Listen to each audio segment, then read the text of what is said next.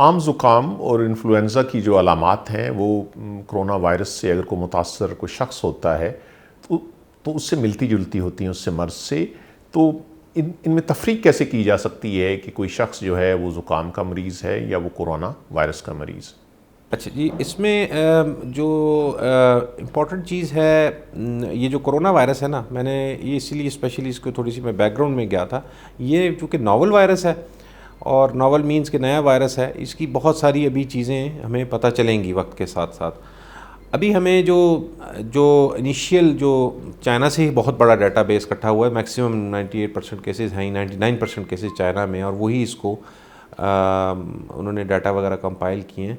तो बेसिकली जो सिम्टम्स हैं, इसको हम एक एज अगर इसको करें कि एक सिंड्रोमिकली देखें। एक सिंड्रोम हम कहते हैं काफ़ी सारी बीमारियों का जो मजमूए के तौर पे जो सिम्टम्स से आ रहे होते हैं, तो वही हैं एक्यूट रेस्पिरेटरी ट्रैक्ट इन्फेक्शन, इसको हम वर्ड कहते हैं। तो उनमें भी वायरसेस में यही होती है और कोरोना वायरस में भी यही होती है। कोरोना अगर अलामात एक जैसी हैं तो कितना बड़ा ये चैलेंज होगा ये डिफ्रेंशिएट करना कि कोई भी जो मरीज़ एक डॉक्टर के पास आया है, क्या वो कोरोना वायरस का पेशेंट है या वो कोई आम ज़ुकाम का पेशेंट? इसमें जो सबसे इम्पॉर्टेंट चीज़ होती है, उसको हम पब्लिक हेल्थ की टर्म में कहते हैं केस डेफिनेशन बनाना। जब भी कोई आउटब्रेक होती है या कोई वबा फैलती है, उसमें हम सबसे पहले केस डेफिनेशन बनाते हैं।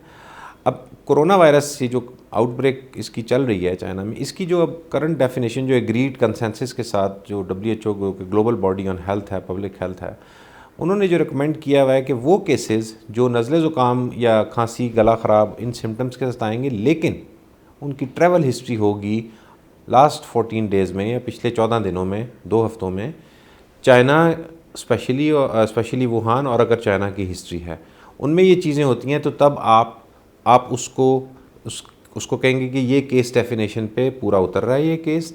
अब फिर आप उसमें सस्पिशन डेवलप करेंगे कि यार ये it could be corona. Otherwise other countries के लिए दिस डेफिनेशन फॉर, ये जो मैंने केस डेफिनेशन बताया, ये for countries other than China के लिए है। और जैसे हम पाकिस्तान में बैठे हुए हैं तो हम भी यही केस डेफिनेशन यूज़ कर रहे हैं। अगर कोई पेशेंट चाइना से आया हुआ है, पिछले 14 डेज़ में उसको साइन सिम्टम्स हैं, तो फिर हम उसको कंसिडर करेंगे कि ये कोरोना वायरस का केस हो सकता है। डॉक्टर सलमान, ये बताइए कि क्या जो कोरोना वायरस की जो टेस्टिंग के लिए किट्स जो हैं इस वक्त NIH में पहुंच गई हैं, और अभी तक आपने कितने जो हैं अभी तक टेस्ट किए हैं और उनके क्या नताइज सामने आए?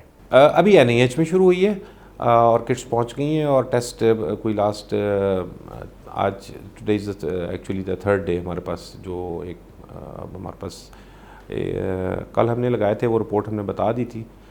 7 सैंपल हमारे जो थे वो नेगेटिव थे। आज फर्दर लगे हुए हैं और वो अपडेट होते रहेंगे आहिस्ता आहिस्ता। अभी तक नेगेटिव है। और